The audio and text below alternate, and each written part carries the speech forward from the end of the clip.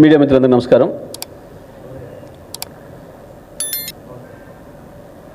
తెలంగాణ రాష్ట్రంలో గత 16 మాసాలుగా రాష్ట్ర ప్రభుత్వం పూర్తిగా చతికిలబడిపోయింది. అభివృద్ధి రివర్స్లో నడుస్తుంది. దానికి ఈ రంగం ఆ రంగం అనే ఏమీ లేదు. సకల రంగాలు తిరుగుదారిలోనే పయనిస్తున్నాయి.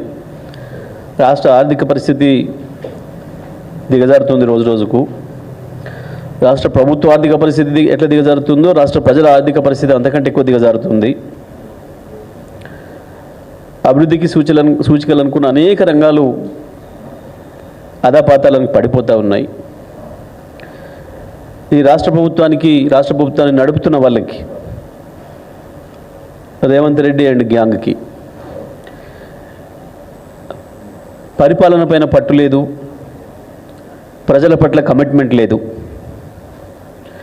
ఈ రాష్ట్రం నాది, ఈ రాష్ట్రానికి ప్రజలు నన్ను ట్రస్టీగా పెట్టినరు, ఈ రాష్ట్రం యొక్క అభివృద్ధిని నా చేతిలో పెట్టినరు అన్న సోయి లేకుండా కేవలం నా కుటుంబ ఆస్తిని, నా బంధువులు మిత్రుల ఆస్తిని పెంచుకోవడం కొరకే నాకు ఈ అధికారం ఇచ్చిన పద్ధతుల్లో పరిపాలన సాగుతుంది.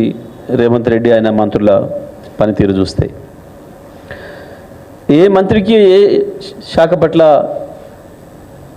అవగాహన లేదు, కనీసం సమీక్ష చేసిన వాడు కూడా లేడు ఎవరు ఇప్పటికీ. ఆ శాఖల యొక్క ప్రాధాన్యతను బట్టి సమీక్షలు చేయాల్సి ఉంటుంది. 15 రోజులకు ఒకసారా, నెల రోజులకు ఒకసారా, 2 నెలలకు ఒకసారా, 3 నెలలకు ఒకసారా, ఎవరు కూడా లేరు. పైగా ఏదైనా సమస్య ఎదురైతే, రాష్ట్ర ప్రభుత్వానికి ఒక సమస్య ఎదురైతే దాన్ని పరిష్కరించే బదులు దాని పరిష్కారానికి ప్రయత్నం కూడా చేయకుండా జరిగేది జరుగుతుంది లేమని చెప్పి గాలికి వదిలేస్తూ దాన్ని పక్కదారి పట్టించడం కొరకు, విషయాన్ని దారి మళ్లించడం కొరకు లేని చిల్లర మాటలు మాట్లాడుతూ ఏదో కొత్త సమస్య ఉంది అని చెప్పి సృష్టిస్తూ మీడియాలో దాన్ని ప్రముఖంగా వచ్చేటట్లుగా ప్రభావితం చేస్తూ పరిపాలన కొనసాగుతుంది. వాళ్ళే తీసుకొచ్చి పెట్టిన సమస్యలు కావచ్చు, వాళ్ళ తెలివి తక్కువతనంతోనో అజ్ఞానంతోనో లేదా వాళ్ళ ధనదాహంతోనో తెచ్చిన సమస్యలు కావచ్చు, హైడ్రా లాంటివి, మూసీ లాంటివి, లెక్చర్ల లాంటివి, లేదా అనుకోకుండా వచ్చిన సమస్యలు, లేదా వాళ్ళ నిర్లక్ష్యం వల్ల వచ్చిన ఎస్ఎల్బిసి లాంటి సమస్యలు కావచ్చు. ఇవి వచ్చినప్పుడు వాటిని ఎదుర్కోలేక, వాటి సమర్థవంతంగా పరిష్కారాన్ని వెతకలేక ఇతరులపైన నిందలేసుడు,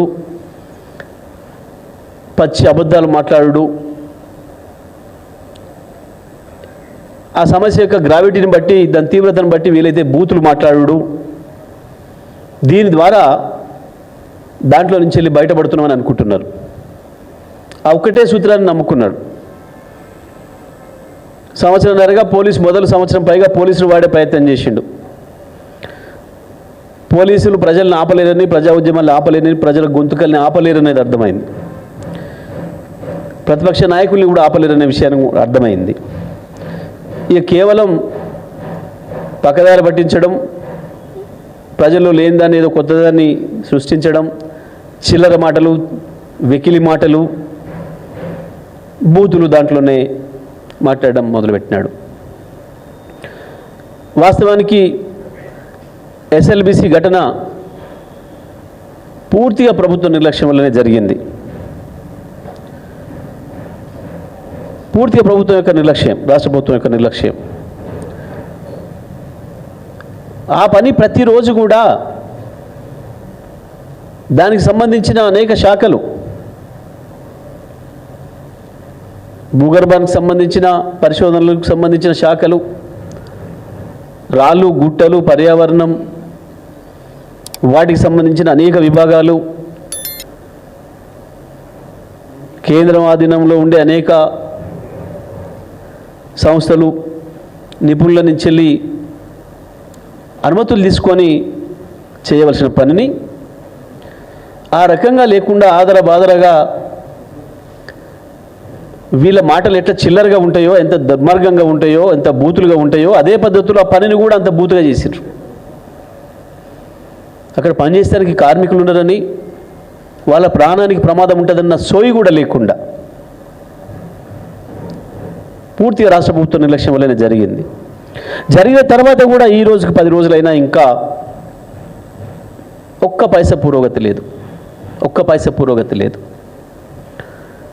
ఏమనంటే మా మంత్రులు ఆనే ఉన్నారు, మా మంత్రులకు మిలిటరీలో చుట్టాలు ఉన్నారు, దోస్తులు ఉన్నారు, వాళ్ళని తెచ్చి పని చేయిస్తున్నారు. చిల్లర మాటలు.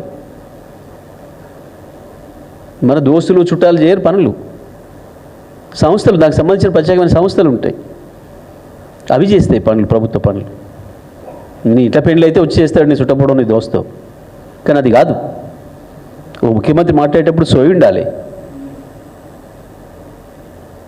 ఆ ముఖ్యమంత్రి హోదాలో లేవని ప్రజలు అనుకుంటున్నారు, నీ మాటలను బట్టి సరిపోవట్లేవు అని మాట్లాడుతున్నారు ప్రజలు. నీ మాటల వల్ల నేను చెప్పుకుంటున్నావు అది నువ్వు. ఇంకా దాంట్లో చిల్లర వేషం. Srisailam left bank hydel power హౌస్లో ప్రమాదం జరిగితే పోలేదు ఎవరు, సిగ్గుండాలి మాట్లాడడానికి. ఆ మాట ఇన్సిడెంట్ జరిగింది 10 గంటల 9 నిమిషాలకైతే రాత్రి 15-20 నిమిషాల్లో మాకు సమాచారం వస్తే నేను డైనింగ్ టేబుల్ మీద ఉన్న నైటు కరెక్ట్గా 10 గంటల 29 నిమిషాలకు నాకు సమాచారం వచ్చింది. 10:35కి బయలుదేరి వెళ్ళిపోయినాను నేను మంత్రిగా. సీఎండి ప్రభాకర్ రావు ఆయన 70 ఏళ్ళ వయసు పైన ఉన్నా ఆయన మేము వెళ్తాం సార్, మీరు ఎందుకు అంటే కూడా లేదు వెళ్దాం, మనం ధైర్యం ఇవ్వాలి, అక్కడ ఏముందో తెలుస్తలేదు అంటున్నారు. మరి ఏమైనా జరిగిన క్యాజువాలిటీలు ఏంటి అంటే ఇంకేం అర్థం కావట్లేదు సార్. యాక్సిడెంట్ అయింది, లోపల ఫైర్ యాక్సిడెంట్ అయింది, పొగలు వస్తున్నాయి, బాగా సమాచారం రావడం లేదు. ఎందుకు అనంటే పవర్ ఉంటే ఇంకెక్కువ ఫైర్ అయ్యే అవకాశం ఉంటుంది కాబట్టి వెంటనే షట్ డౌన్ చేస్తారు, చీకటి ఉంది, పొగలు కమ్ముకునే మొత్తం అని చెప్తున్నారు. చదివి వెళ్దాం పదని చెప్పి రాత్రి 2:30 చేరుకున్నాం. వాడికి అన్ని రికార్డ్స్ ఉన్నాయి అక్కడ. పోతూనే నేను కలెక్టర్ని ఎస్పీని అలర్ట్ చేసిన, వాళ్ళు కూడా చేరుకున్నారు. నిమిషం అది రిపోర్ట్ ఉంటుంది ఎక్కడైనా తీసుకో.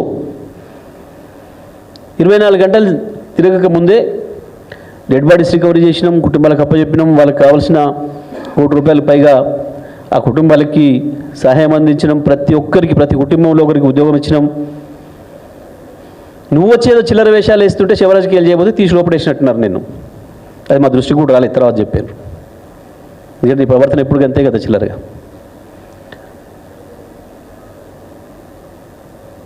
ఇక ప్రాజెక్ట్ ఇంతో రికవరీ చేయలేదని మాట్లాడండి, సిగ్గుండాలి మాట్లాడడానికి కొంచెమన్నా. 2 నెలల్లో 3-4 యూనిట్లు పూర్తి చేసినాం. 3-4 నెలల్లో మొత్తం ప్లాంట్ను రివైవల్ చేసినాం. ఇప్పటి వరకు ఎన్ని వేల మిలియన్ యూనిట్లు పవర్ ఉత్పత్తి అయిందో లెక్క చెప్పు, నువ్వే చెప్పు. నా దగ్గర ఉన్న లెక్కలు నేను చెప్పా.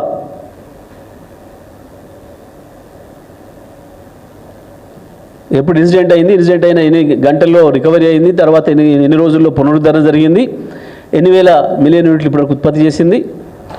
22-23లో పీక్లో 6,000 మిలియన్ యూనిట్ల ఉత్పత్తి చేసిన ఒక సంవత్సరంలో. ఇప్పుడు కూడా చేయలేకపోతున్నారు. ఈ సంవత్సరం దానికి సగం కూడా చేయలే. లెక్కలు చెప్పు, నువ్వే చెప్పు. కేసీఆర్ గారి ఉత్తర్వుల మేరకు నిమిషాల మీద వెళ్ళి రోజులు నెల లోపలే పూర్తి చేసినాం. అంత స్పీడ్గా ఆగిపోయిన యూనిట్ సంవత్సరం అయింది, వచ్చి 15 నెలలు అయింది, పీకలేకపోయినాం. ఇప్పటికి కూడా ఇంకా దాన్ని ఇంకొకటి మళ్ళీ తర్వాత చెడిపోతాయి. చిల్లర విషయాలు, చిల్లర రాజకీయాలు మీరు చేస్తున్నారు. 10 రోజుల తర్వాత పోయి ఓ చిల్లర మాటలు మాట్లాడి కేసీఆర్ గురించి వెళ్ళి ఎప్పుడు పొద్దున్న లేస్తే కేసీఆర్ గురించి ఏడుస్తూ,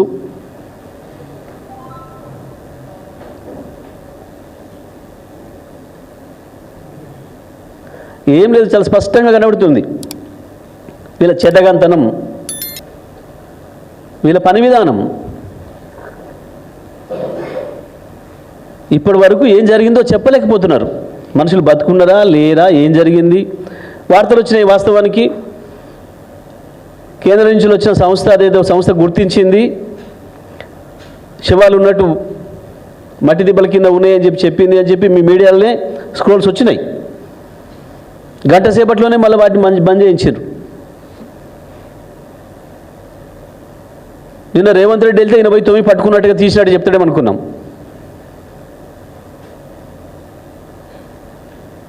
దేనికి దాచిపెడుతున్నారు అసలు? ఎందుకు ఈ రహస్యం? వచ్చిన నిపుణులను కూడా పనిచేయనిచ్చే పరిస్థితిలో లేదు ఈ రాష్ట్ర ప్రభుత్వం. వచ్చిన నిపుణులను కూడా స్వేచ్ఛగా స్వతంత్రంగా పనిచేయనివ్వడం లేదు. రాష్ట్ర ప్రభుత్వం పెద్దలు నేరస్తులుగా తేల్తారు కాబట్టి ఏదో దాచిపెడుతున్నారు శ్రీశైలంలో.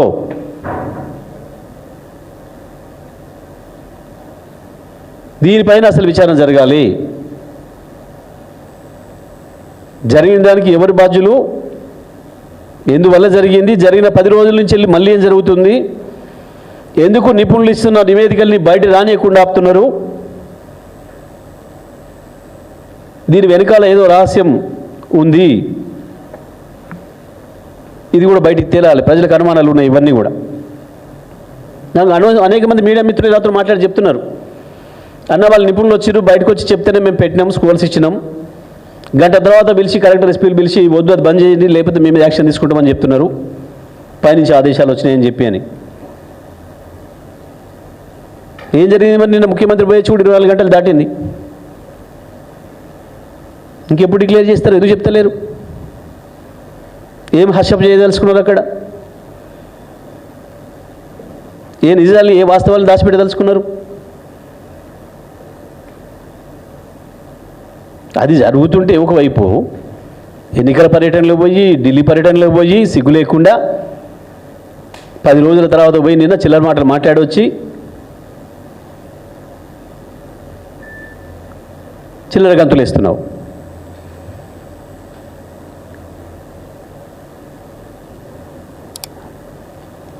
ఇంకొకటి స్పష్టంగా కనబడుతుంది మనకు, ఢిల్లీ వైపు నుంచి వెళ్ళి కూడా ఏ మాత్రం వీళ్ళ చర్యలపైన ఎటువంటి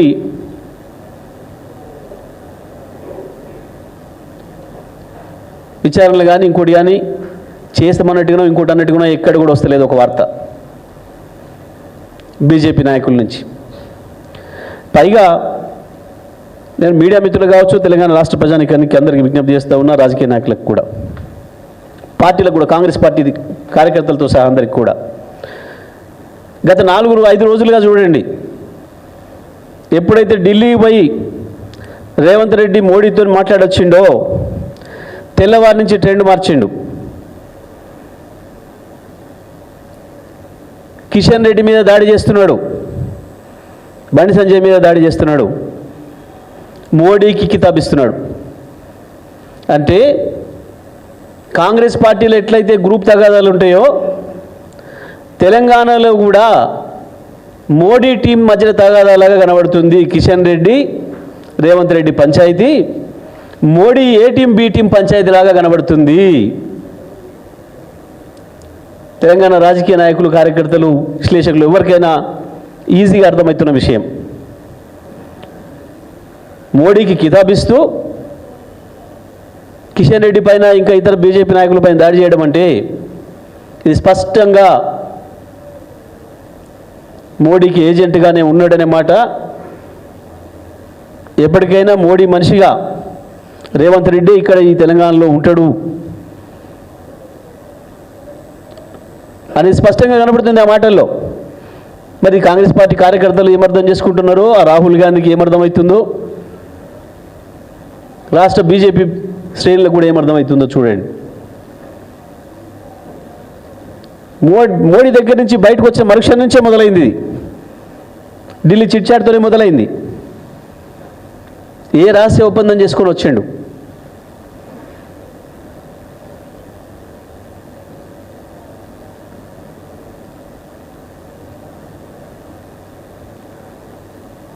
వాస్తవానికి ఎస్ఎల్బిసి ఘటనలో విచారణ మొదలు పెడితే ముఖ్యమంత్రి కూడా ఇరుక్కుంటాడు.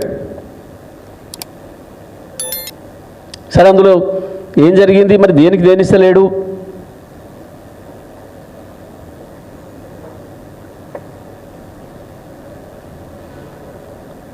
విషయాలు ఎందుకు బయటకు రాణిస్తలేడు? మోడీ ఇస్తానంటే కిషన్ రెడ్డి అడ్డుకుంటూ ఆగుతుందా? కాంగ్రెస్ పార్టీ కార్యకర్తలారా అర్థం చేసుకోండి ఏం జరుగుతుంది, ఏం మాట్లాడుతున్నాడు. మోడీకి వ్యతిరేకంగా, బీజేపీ వ్యతిరేకంగా కాంగ్రెస్ ఇచ్చిన ప్రతి పిలుపులో కూడా సిబిఐ ఆఫీసు ముందట ధర్నాకు పొమ్మనంటే పోయి మోడీ మీద మాట్లాడేది పెట్టి కేసీఆర్ మీద మాట్లాడొచ్చిండు. రాజ్భవన్కి యాత్ర చేస్తే మోడీ మీద మాట్లాడకుండా కేసీఆర్ మీద మాట్లాడొచ్చిండు. ఈ 4 రోజులుగా కొత్త ట్రెండ్ మొదలుపెట్టిండు. కిషన్ రెడ్డి పైన, ఇతర బీజేపీ నాయకులు, రాష్ట్ర బీజేపీ నాయకుల పైన.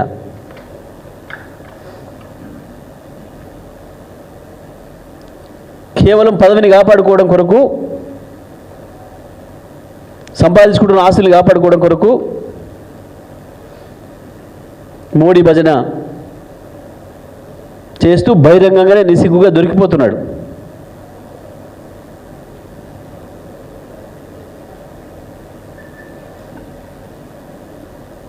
హరీష్ రావు గురించి మాట్లాడుతాడు. హరీష్ రావు అయినా మంత్రి, ముఖ్యమంత్రి? హరీష్ రావు ఎందుకు ఉండాలాడా? దేనికి పోతాడు? ఏమవసరం? చిల్లర వేషాలు, చిల్లర మాటలు కాకపోతే ఇవి.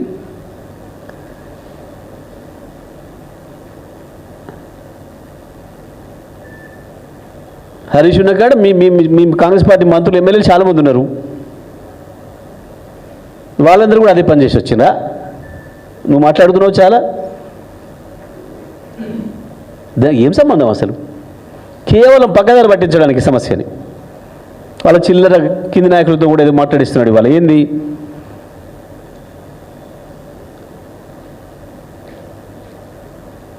ముఖ్యమంత్రి మాట్లాడితే అదే వార్తల్లో రావాలి కాబట్టి, అది తాబేదారులు మాట్లాడితే అది చెప్పింది అదే రాయాలి కాబట్టి ఆ రకంగా రాపిస్తూ సమస్యను పక్కదారి పట్టించే ప్రయత్నం.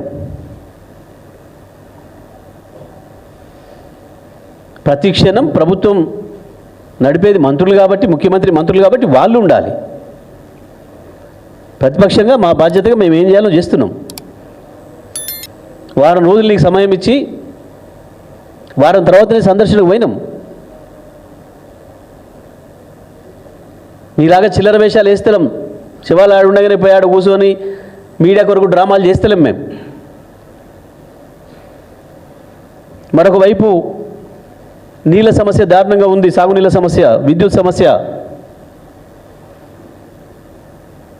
న్యాయంగా ఇంత దుర్మార్గమైన మాట అంటే ఎస్ఎల్బిసి పవర్ హౌస్ సంఘటన మీద మాట్లాడింది అది మ్యాన్ మేడ్ అని మాట్లాడిండు.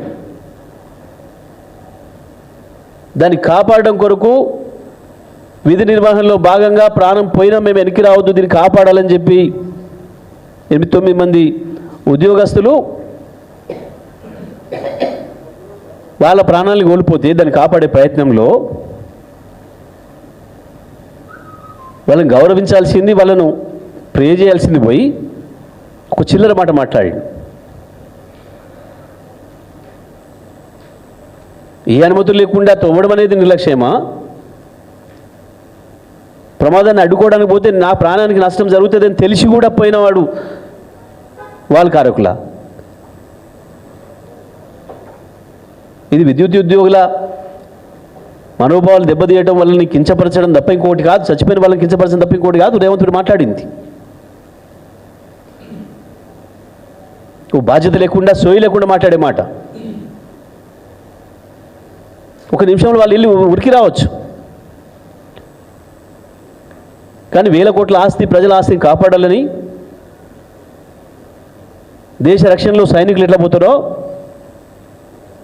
ఆ పద్ధతిలో వెళ్ళిన మా ఉద్యోగస్తులు ఆ రోజు నిలబడ్డారు. ఆ ప్రయత్నం చేసిరు కాబట్టి వేలాది కోట్ల రూపాయల ఆస్తిని కాపాడగలిగినారు. అంత పెద్ద ప్రమాదం జరిగితే అతి తక్కువ నష్టంతో దాన్ని ఆపగలిగినారు.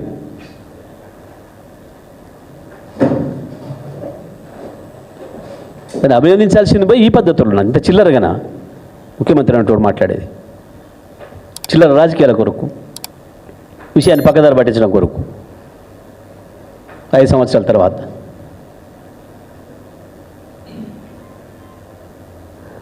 ఈ కరెంటు విషయంలో కొట్టే గప్పాలు నవ్వుకుంటున్నారు ప్రజలు. నేను ఒకటే మాట అడుగుతున్నా, రాష్ట్ర ముఖ్యమంత్రి కావచ్చు, విద్యుత్ శాఖ మంత్రి కావచ్చు, ఇంకెవరైనా, మీరు వచ్చిన రోజు నుంచి ఈ రోజు వరకు ఏ ఒక్క రోజు నాడు, ఒక్కటంటే ఒక్క రోజు, ఈ 16 నెలల కాలంలో 420 రోజులు, 440 రోజులు దాటింది.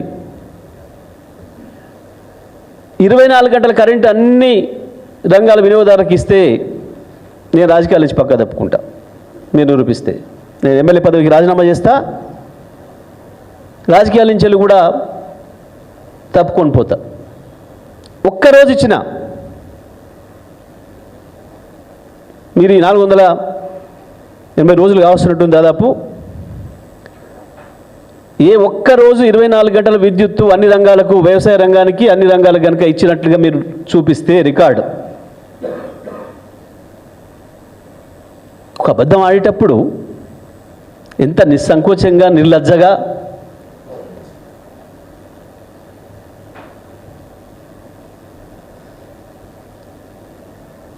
మాట్లాడుతున్నారు. ఏమనుకుంటారు ప్రజలు? 12 గంటలు దిక్కులేదు పవరు. నువ్వు ఇచ్చే పవర్తోని దుర్మార్గంగా మోటార్లు మళ్ళీ గాలి. నేను చూపిస్తా ప్రతిరోజు. ఈ రోజు నుంచి ఏదో ఒక రిపేర్ షాపు పోయి చూపిస్తా ఎన్ని మోటార్లు పడవబడి ఉంటున్నాయో. ఒక మోటార్ కాలిపోతే వారం రోజులు, 10 రోజులు పడుతుంది రిపేర్ చేసి రావడానికి. సీరియల్లో నిలబడాల్సి వస్తుంది మళ్ళీ రైతులు. నీ నిర్వాహకం అంత గొప్పగా ఉంది. 24 గంటల విద్యుత్ ఇస్తున్నాం. నవ్వుకుంటున్నారు ప్రజలు నీ మాటలు చూసి.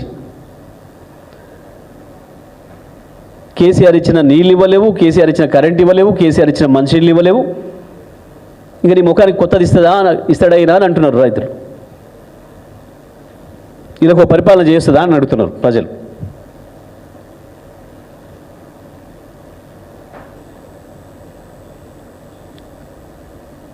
కాళేశ్వరం లేదు అందుకే నీళ్ళు ఇస్తలేం, కాళేశ్వరం నీళ్ళు రాలేదు సూర్యాపేటకని మాట్లాడినరు బట్టి విక్రమార్క, ఉత్తమ్ రెడ్డితో సహా.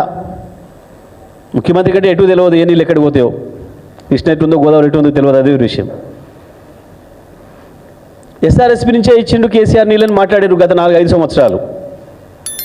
మీరు చెప్పిందే నిజమైతే ఈ సంవత్సరం ఎస్ఆర్ఎస్పీ నిండింది కదా, ఎందుకు ఇవ్వలేకపోతున్నాం? ఎందుకు ఎండుతున్నాయి పొలాలు? ఉత్తమ్ కుమార్ రెడ్డి, బట్టి విక్రమార్క, ఎందుకు ఎండుతున్నాయి పొలాలు?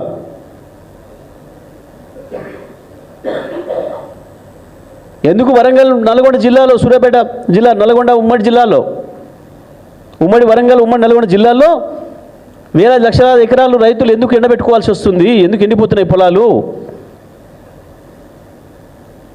ఎందుకు బర్రెల గొర్రెలకు అమ్ముకుంటున్నారు?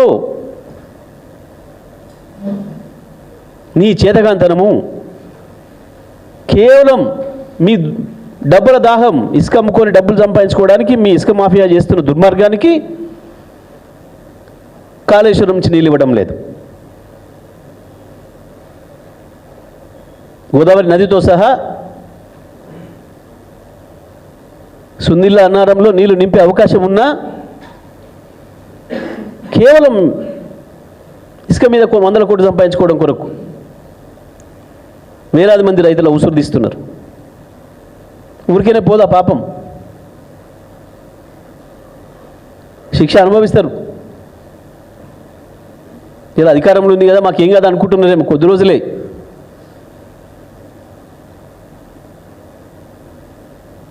మీరు చేసే పాపాలకి ప్రజల చేతుల్లో చావుదెబ్బ తినక తప్పదు.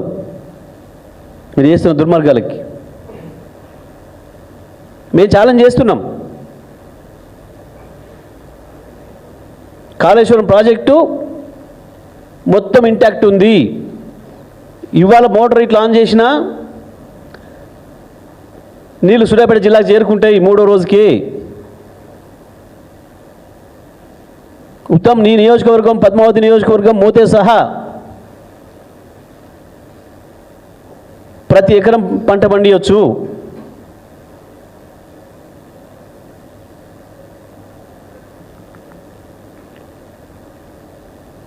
కేవలం మేడిగడ్డలో కుంగిపోయిన ఒక పిల్లర్తోని నీళ్ళు ఇవ్వడానికి ఎటువంటి ఇబ్బంది రాలే. కన్నెపల్లి పంప్ హౌస్ మంచిగా ఉంది, ఇప్పటికి కూడా గోదావరి లైవ్గా పోతుంది. ఈరోజు కూడా గోదావరి నీళ్ళని ఎత్తే అవకాశం ఉంది.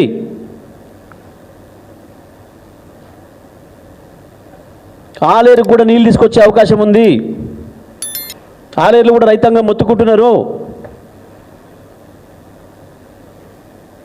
ఆలేరు భువనగిరి ప్రాంతాలతో సహా ఉమ్మడి నల్గొండ జిల్లాలోని ఇతర ప్రాంతాలు, మెదక్ జిల్లా, ఉమ్మడి వరంగల్ జిల్లా అంతటా కూడా ఒక్క ఎకరం ఎండిపోకుండా నీళ్ళు ఇచ్చే అవకాశం కాళేశ్వరంతో ఉంది.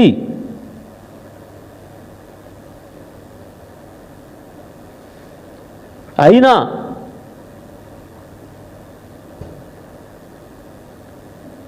ఇసుక దందాకు అలవాటు పడి దాంట్లో మజా తీసుకొని ఇక కేసీఆర్ మీద నెట్టేసినాం కదా, కాళేశ్వరం కూలిపోయిందని చెప్పినాం కదా, ఇట్లనే తప్పించుకుందాంలేమని అనుకుంటున్నారు.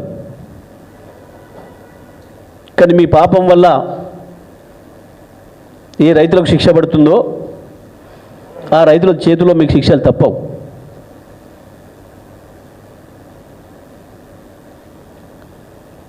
నేను మీడియా మిత్రులకు కూడా విజ్ఞప్తి చేస్తా ఉన్నా, దయచేసి ఆ ప్రజల బాధలు చూపించండి, రైతుల గోడు వినిపించండి. ఇంకా ముఖ్యమంత్రి మాట్లాడే చిల్లర మాటలు, ఆయన తాబేదారులు మాట్లాడే చిల్లర మాటలతోని ప్రజల సమస్యల్ని పక్కదారి పోనీయకండి.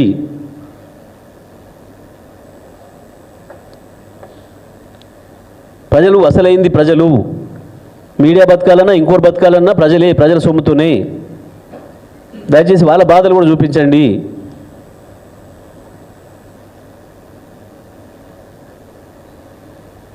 ముఖ్యమంత్రి మాట ఒక్కటి కూడా బాధ్యతాయుతంగా లేవు, ఆ స్థాయికి తగ్గట్టుగా లేవు, పనులు లేవు, మాటలు లేవు,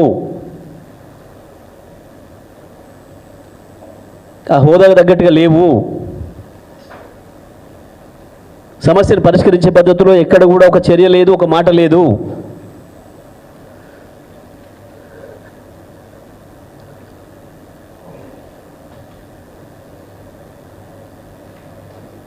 కేవలం పదవిని కాపాడుకోవడం కొరకు మోడీతో అంటగాగుతూ ఇక్కడ ప్రజల్లో ఒక కన్ఫ్యూజన్ తేవడం కొరకు నేను బీజేపీ మీద దాడి చేస్తున్నా కదా అనిపించుకోవడం కొరకు చేస్తున్న నాటకము రాష్ట్ర బీజేపీ మీద మాట్లాడడం అనేది. అధికారం కేంద్రంలో ఉంది, అధికారం మోడీ దగ్గర ఉంది.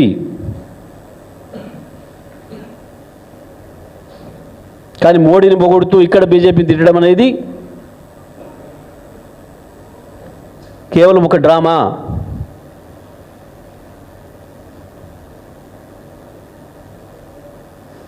ముఖ్యమంత్రి ఇప్పటికైనా ఈ చిల్లర మాటలు ఎన్ని వదిలేసి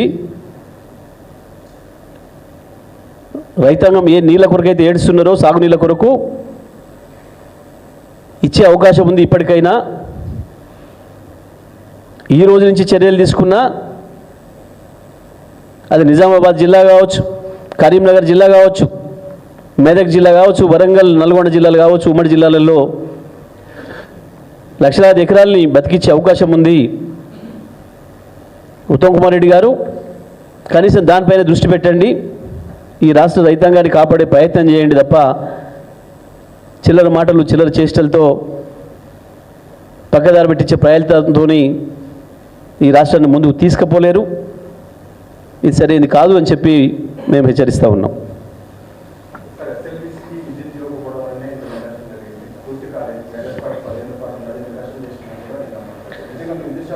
నేనేమంటున్నా, చిల్లరగాండ్లు చిల్లర మాటలు,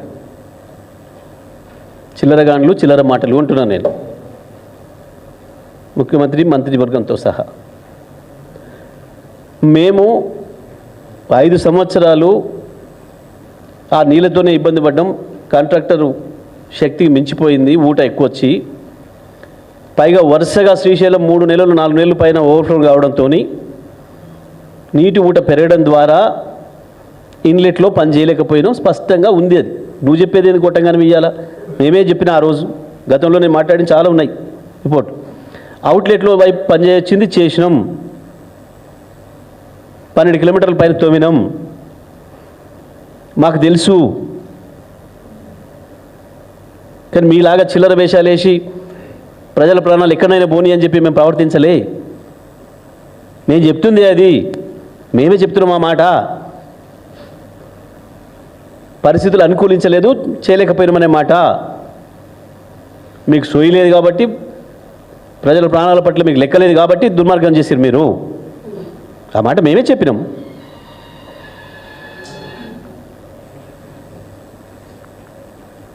ప్రమాదం దానివల్లనే వచ్చిందనే కదా మేము చెప్తుంది. నువ్వు చెప్పేది ఏంది?